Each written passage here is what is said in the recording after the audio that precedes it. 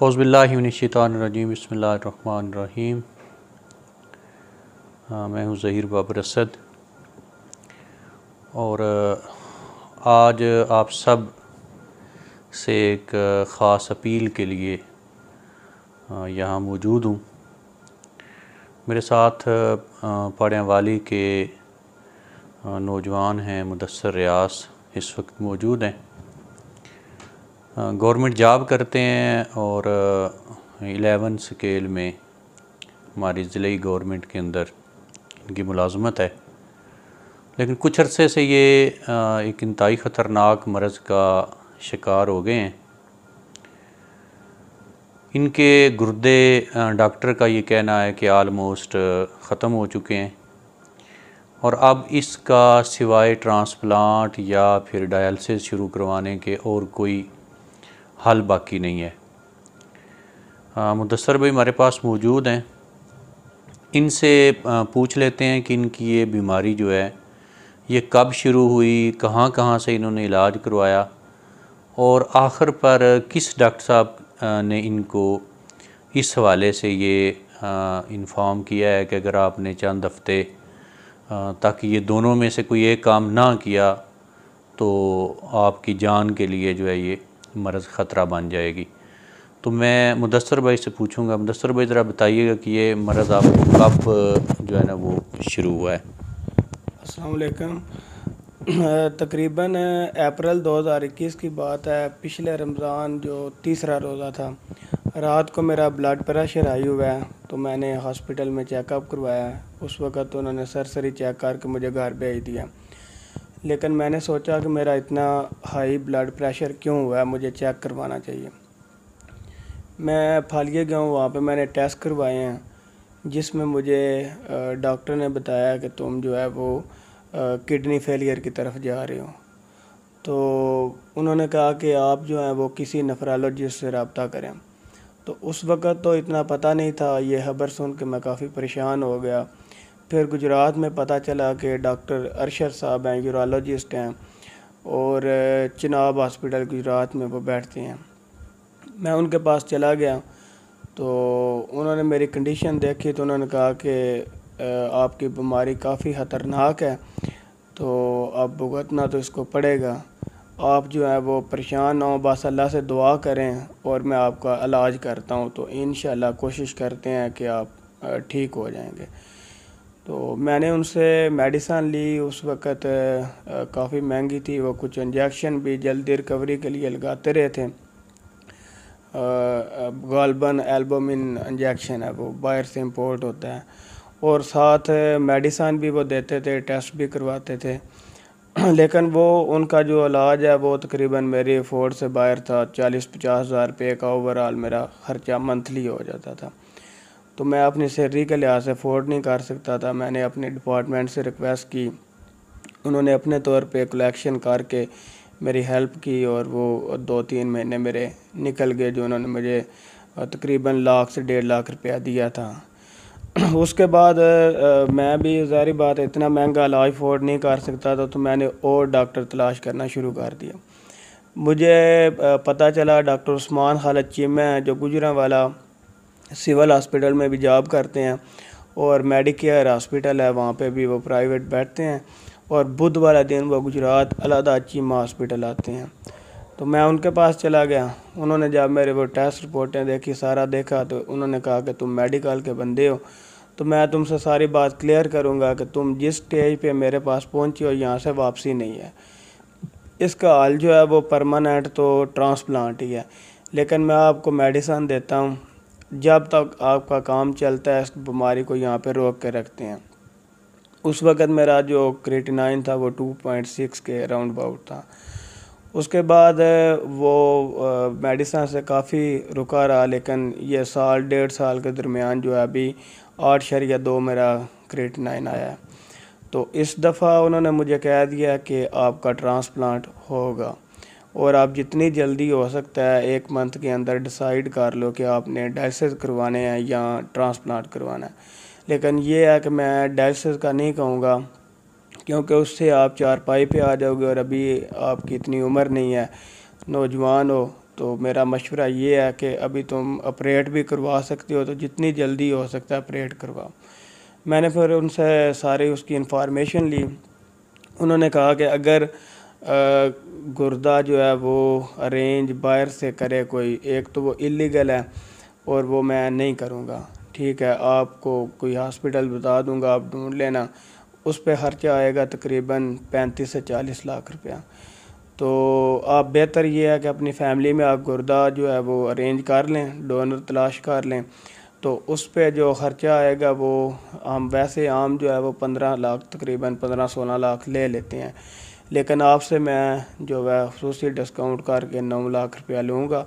और आपका जो ऑपरेशन है वो मैक्स हेल्थ हॉस्पिटल है इस्लामाबाद, वहाँ पे होगा। और इसके जो शुरू में आपके टेस्ट होंगे, जिसने गुर्दा देना है, और आपके वो काफ़ी महंगे हैं, 1.5 से 2 लाख के टेस्ट होंगे, वो आपने ख़ुद करवाने हैं। इसके बाद भी इसी तरह के टेस्ट होंगे, वो भी 1.5-2 लाख के होंगे। मेडिसन भी इसी तरह काफ़ी महंगी है, तो वो भी यानी कि 5 से 6 लाख रुपया आपने खुद जो है अपने लिए अरेंज करना है। 9 लाख यानी कि ओवरऑल उन्होंने कहा कि 15 लाख तक आप इंतज़ाम कर लें। तो मैं अच्छा मुदस्सर भाई, आपकी बात काट रहा हूँ।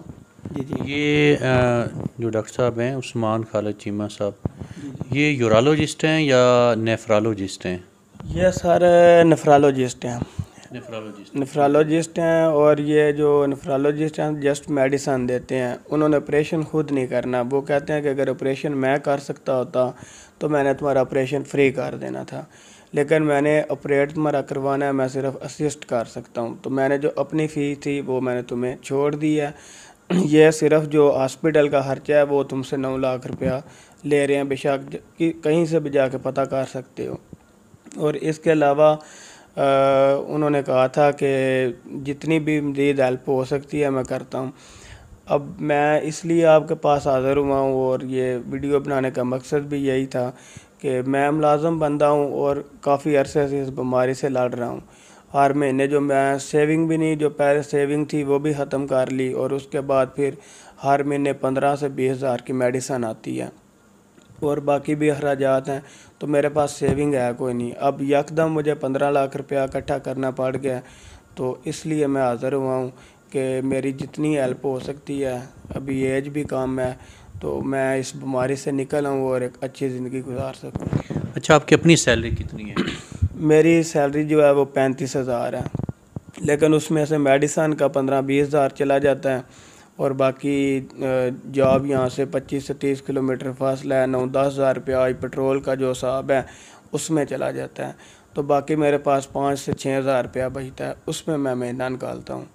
तो इस अच्छा, तो डॉक्टर साहब ने आपको, जो आप कह रहे हैं कि वो सिविल हॉस्पिटल गुजरांवाला में जॉब भी करते हैं, जी जी, तो आपने उनसे ये नहीं कहा कि आप इधर सिविल हॉस्पिटल में ही मेरा ऑपरेशन कर दें? क्या वहाँ कोई सर्जन नहीं है, या जिस हॉस्पिटल में वो खुद जॉब करते हैं वहाँ पे इसकी सहूलियात नहीं है? जी सर, वो मेरी बात उनसे हुई थी इस इशू पे। तो वो कह रहे थे कि ये जो ऑपरेशन करना होता है ये जनरल सर्जन ने करना होता है, यानी कि जो ओवरऑल सर्जन होता है, यूरोलॉजिस्ट भी होता है जो उसमें माहिर होता है। तो मैंने ऑपरेशन इसमें नहीं करना होता, हमने सिर्फ असिस्ट करना होता है। हम नेफ्रोलॉजिस्ट हैं, मेडिसिन देते हैं या असिस्ट करते हैं।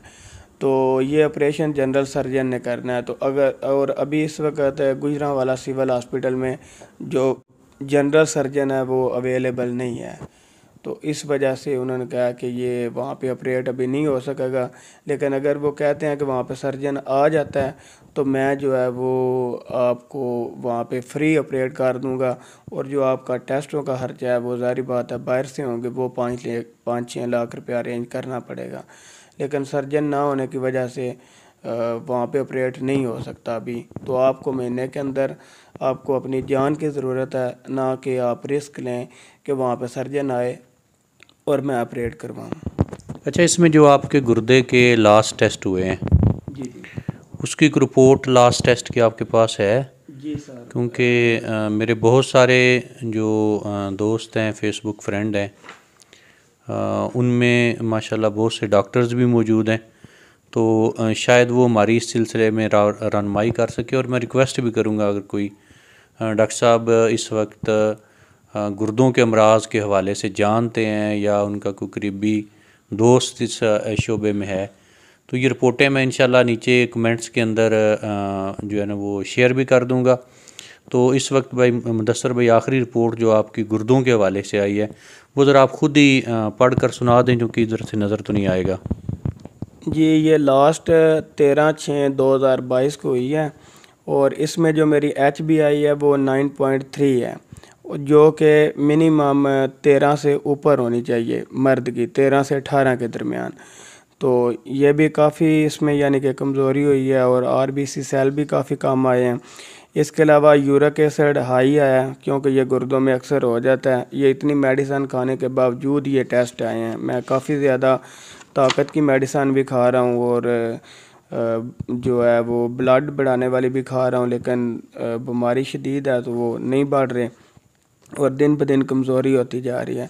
बाकी यूरिया जो है वो नॉर्मल 40 से नीचे होना चाहिए, 20 से 40 के दरमियान जो ब्लड यूरिया है, लेकिन मेरा जो है वो 99 है, यानी कि 100 के करीब है। ये ऐसी समझे जो हमारा यूरिया है, जो पेशाब है, वो खून में शामिल हो जाता है, गुर्दे उसको फ़िल्टर नहीं करते, तो जो बाज़ औक़ात दिल की तरफ जाके हार्ट अटैक का भी मसला बनता है। इसमें क्रिएटिनाइन जो इसमें सबसे अहम एक चीज़ है वो क्या? क्रिएटिनाइन जो है वो नॉर्मल होता है 0.6 से 1 तक, तो मेरा 8.2 है, जो कि डॉक्टर कह रहा था कि बाहर के मुल्कों में 5 हो तो वो ट्रांसप्लांट कर देते हैं। जो बीमारी है उसकी हिस्ट्री आपने सुनी है, और इनकी क्रिएटिनाइन जो है इस वक्त 8.2 तक पहुंची हुई है। और ये मुझे रिपोर्ट दिखा रहे थे कि डॉक्टर ने फिस्चूला जो है वो बाजू पर बनवाने का कह दिया है, क्योंकि किसी वक्त भी डॉक्टर का कहना है कि इनको डायलिसिस की तरफ जाना पड़ सकता है, इसलिए फ़ौरी तौर पे आप फिस्चूला बनवा लें।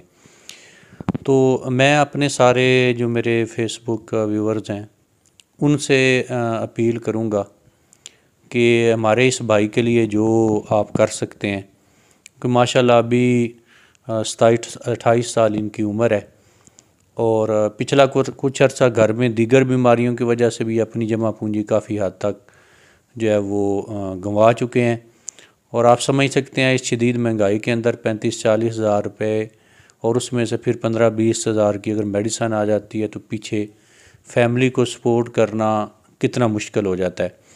तो मैं इस मौके पे तमाम ज़िला मंडी बहाउद्दीन की तमाम जो वेलफेयर सोसाइटीज़ हैं उनसे भी अपील करूँगा कि वो भी हमारे इस भाई के इलाज के लिए जहाँ तक हो सकता है अपने तौर पर सोसाइटी की सतह पर भी फ़ंड का तयन करें। इसी तरह मैं ओवरसीज़ फोरम मंडी बहाउद्दीन जनाब शाहिद रज़ा रांझा साहब से, अबू सुफियान तारड़ साहब हैं, उनसे और उनकी दिगर पूरी टीम से भी अपील करूँगा कि ये हमारे जो नौजवान हैं इनके इलाज के लिए अगर उस फोरम से जहाँ वो दीगर भलाई के काम कर रहे हैं, अगर एक कीमती जान को बचाने के लिए भी अगर वो अपना किरदार अदा करते हैं तो यकीनन ये उनकी बहुत बड़ी इंसान दोस्ती होगी। बाकी सारे दोस्त भी जो है वो इस हवाले से अपने तौर पर जो हमारे भाई ओवरसीज़ हैं, बैरून मुल्क हैं, अच्छा कारोबार रखते हैं, तो उन सब से अपील है कि ये आलमोस्ट तकरीबन इनका ये 15 लाख रुपए इस इलाज के लिए जो है वो ख़र्चा आ रहा है। ठीक है, इसमें हम सब ने मिलकर इंशाल्लाह अपने इस भाई का इलाज करवाना है ताकि ये नॉर्मल ज़िंदगी जो है वो बसर करे और अपनी फैमिली के साथ हंसी खुशी जो है वो ज़िंदगी गुजार सके। तो या कोई तंजीम या कोई फोरम, ठीक है, इनके इलाज की ज़िम्मेदारी उठा लेता है और वो ख़ुद सारी अदायगियाँ करते हैं। हॉस्पिटल में ऑपरेशन की फ़ीस है या पहले और बाद की जो मेडिसन वगैरह जो फ़ौरन होनी है उसकी अदायगी वो ख़ुद कर देते हैं। तो ये कह रहे हैं कि नकद बेशक मुझे ना दिए जाएं, मेरे इलाज मुआवजे का जो बंदोबस्त है वो किसी न किसी सतह पे ज़रूर किया जाए। मुझे उम्मीद है इंशाल्लाह मंडी बहाउद्दीन के लोग जो हैं वो बड़े ज़िंदा दिल लोग हैं और अल्लाह ताला ने इस ज़िला के अंदर बड़ी खैर रखी है। और मैं तो मेरा ज़ाती तजुर्बा ये है कि मैंने जब भी आप सारे भाइयों से अपील की है किसी हवाले से तो आपने कभी मायूस नहीं किया और मुझे उम्मीद है कि इंशाल्लाह अल्लाह की रज़ा के लिए आप लोग अब भी मायूस नहीं करेंगे। इजाज़त दीजिए। अस्सलाम वालेकुम वरहमतुल्लाहि वबरकातुहू।